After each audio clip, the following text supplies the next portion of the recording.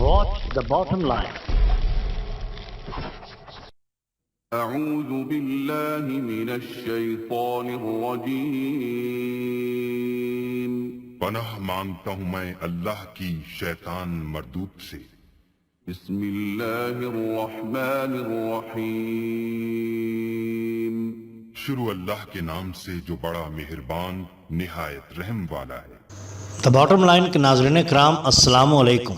ناظرین، ہم اپنی آج کی ویڈیو میں جس ہستی کا ذکر آپ کے سامنے کرنے جا رہے ہیں وہ ہیں شیر خدا کے شیر حضرت غازی عباس علمدار۔ عباس ابن علی ایک مثالی کردار، مرنے جینے کا سبق سکھلانے والے، جن کے دم سے آج بھی معجزات ظاہر ہوتے ہیں۔ کسی شاعر نے کیا خوب کہا تھا، زینب کا سہارا ہے سکینہ کی مراد، شبیر کی نبضوں کا لہو ہیں عباس۔ ذرا تصور کیجئے کہ عرب کا ریگستان ہے، وہ جو آبادی نظر آ رہی ہے مسلمانوں کی بستی مدینہ کی ہے، دو آدمی جو بیٹھے آپس میں کچھ باتیں کر رہے ہیں۔ آئیے سنتے ہیں کہ وہ کیا گفتگو کر رہے ہیں۔ ایک نے سکوت توڑتے ہوئے دوسرے سے کہا، بھائی عقیل، میں چاہتا ہوں کہ عرب کے کسی شجاع قبیلے میں عقد کروں تاکہ اللہ تعالیٰ اس کے بطن سے مجھے ایک بہادر فرزند عطا کرے۔ بھیا عقیل، مجھ کو اس خاص مقصد کے لیے ایک ایسے فرزند کی ضرورت ہے۔ عقیل علیہ السلام نے کہا، بھائی علی، میں اہل عرب کے نسب سے خوب واقف ہوں۔ اس وقت اس مقصد کے لیے قبیلہ بنی کلاب میں حزام بن خالد کی صاحبزادی فاطمہ میری نظر میں ہے۔ اگر آپ فرمائیں سلسلہ جنبانی کروں، پھر ایک روز وہی معظمہ ہاشم کے ایک کچے مکان میں دلہن بن کر آ گئے۔ قدم گھر میں رکھے ہی تھے کہ اس محترمہ نے بچوں کو جمع کیا، کہا، بچوں ادھر آؤ، دیکھو میں تمہاری خادمہ بن کر آئی ہوں۔ تاریخ میں تو بس اتنا ہی ہے، لیکن ممکن ہے یہ بھی کہا ہو کہ زینب بیٹی میں تمہارے بال سنوار دوں، حسن بیٹے اپنی خادمہ کو اشارہ کرو، میں تم ہی لوگوں کے لیے خدمت کرنے آئی ہوں۔ یہ بھی ممکن ہے کہ کہا ہو کہ حسین علیہ السلام آئیے میری گود میں، شہزادے آپ بہت پیارے بچے ہیں، آپ ہم سے فرمائش کیا کریں۔ پھر 4 شعبان یا 7 رجب سن 26 ہجری کو اللہ تعالیٰ نے اس بی بی کی گود بھر دی، ایک چاند سا بیٹا خدا نے عطا کیا۔ حسین علیہ السلام نے سنا تو آئے، گود میں لیا، پیار کیا، تیکھی چتون اور بازو دیکھے تو کہا، یہ عباس ہے، میرا عباس۔ بپھرے ہوئے تیور دے کر حسین نے عباس کہا۔ حسن و جمال نے دنیا والوں سے قمر بنی ہاشم کہلوایا اور ماں ام البنین کے لقب سے یاد کی جانے لگی۔ جب یہ چاند سا بیٹا ماں کی گود میں ذرا بولنے کے قابل ہوا تو حسین کو دیکھ کر دیکھتا ہی رہتا۔ حسین بھائی کو گود میں لے کر بھینچ لیا کرتے، بچہ بھائی کی آغوش میں نہ جانے کیوں کھلکھلا پڑتا، اور اگر حسین چھوڑ کر جانے لگتے تو ان کی طرف دیکھتا، یہاں تک کہ حسین نظروں سے اوجھل ہو جاتے۔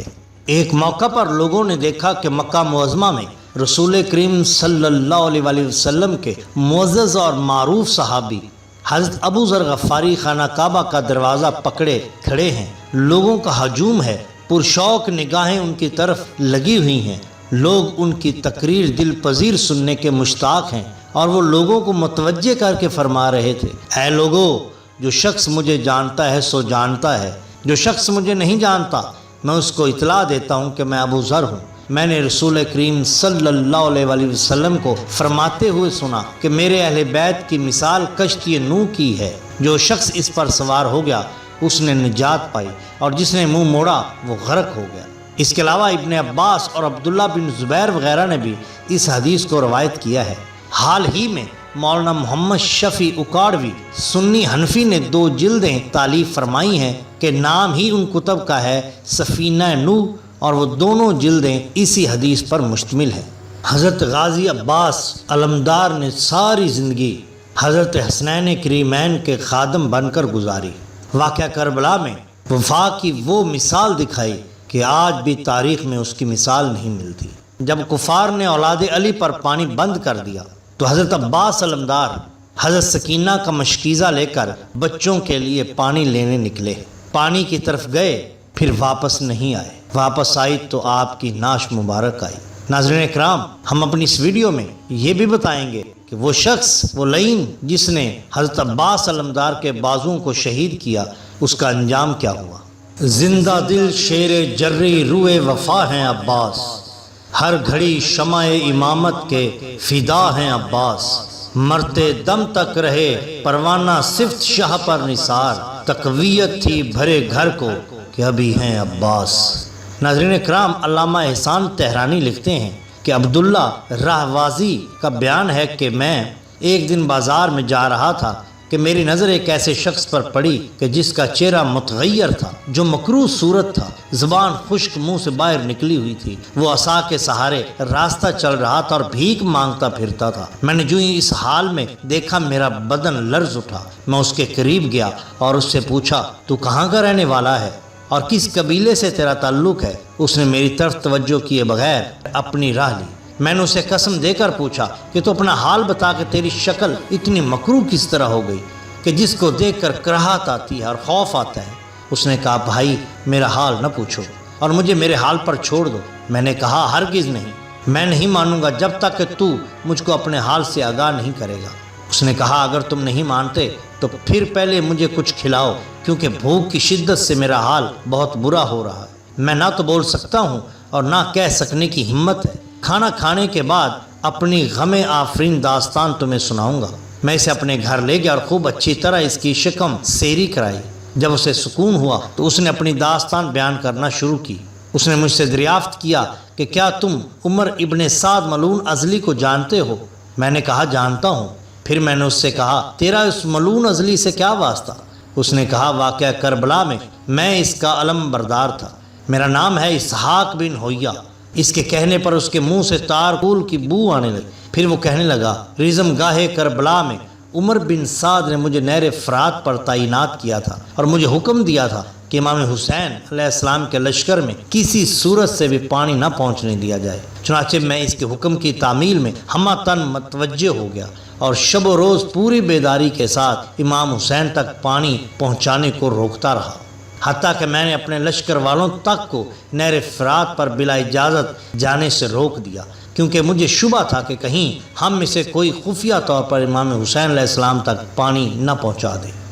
ایک شب کا واقعہ ہے کہ میں بہت پوشیدہ طریقے سے امام حسین علیہ السلام کے خیمہ تک جا پہنچا تاکہ ان کے ارادے معلوم کروں۔ میں چھپا ہوا بیٹھا ہی تھا کہ امام حسین علیہ السلام اور حضرت عباس علمدار علیہ السلام میں گفتگو کی آواز آنے لگی۔ اس بات چیت میں نے یہ محسوس کیا کہ دونوں بھائی موجودہ حالات سے بے حد متاثر ہیں۔ حضرت عباس علیہ السلام نے حضرت امام حسین علیہ السلام سے کہا اے بھائی، مجھے اب اطفال میں پیاس کی بیتابی دیکھی نہیں جاتی اور نہ ان کے انتہائی پردرد نالے سنے جاتے ہیں۔ میرے آقا، اب تک 2 خیموں کے اندر کنواں کھود چکا ہوں لیکن پانی دستیاب نہیں ہو سکا۔ حضرت امام حسین نے فرمایا کہ عباس، اگر تم ان انسانوں کے پاس جا کر پانی طلب کرو تو کیا ممکن ہے کہ وہ پانی دے دیں؟ حضرت عباس علیہ السلام نے عرض کی کیا مولا، کئی بار ایسا بھی ہو چکا ہے، جتنی مرتبہ گیا ہوں تیر و شمشیر کے سوا کوئی جواب نہیں ملا۔ یہ سن کر حضرت امام حسین علیہ السلام بے حد متاثر ہوئے اور بے ساختہ رو پڑے۔ حضرت عباس علمدار نے عرض کی مولا، آپ متاثر نہ ہوں، میں صبح کو ایک بار پھر کوشش کروں گا اور انشاءاللہ پانی حاصل کر لوں گا۔ یہ سن کر حضرت امام حسین علیہ السلام نے ان کے حق میں دعائے خیر کی۔ اے عبداللہ، میں یہ تمام باتیں پس پردہ سن کر اپنی جگہ واپس گیا اور میں نے تمام واقعہ عمر بن سعد ملعون سے بیان کیا۔ پھر اس کے بعد بہت سے مددگاروں کو جمع کر کے اس وقت کا انتظار کرنے لگا جبکہ عباس علیہ السلام کی آمد کی توقع تھی۔ اے عبداللہ، جب صبح کا وقت ہوا اور کارزار کربلا شروع ہو گیا تو وہ موقع پیش آیا جس میں عباس ابن علی علیہ السلام امام حسین علیہ السلام کے پاس سے روانہ ہو کر طلب آب کے لیے نہر فرات کی طرف آئے۔ وہ اس وقت شیر ببر کی طرح غضبناک تھے۔ ان کے نہر پر پہنچتے ہی سارے لشکر نے ان پر یک بارگی حملہ کر دیا۔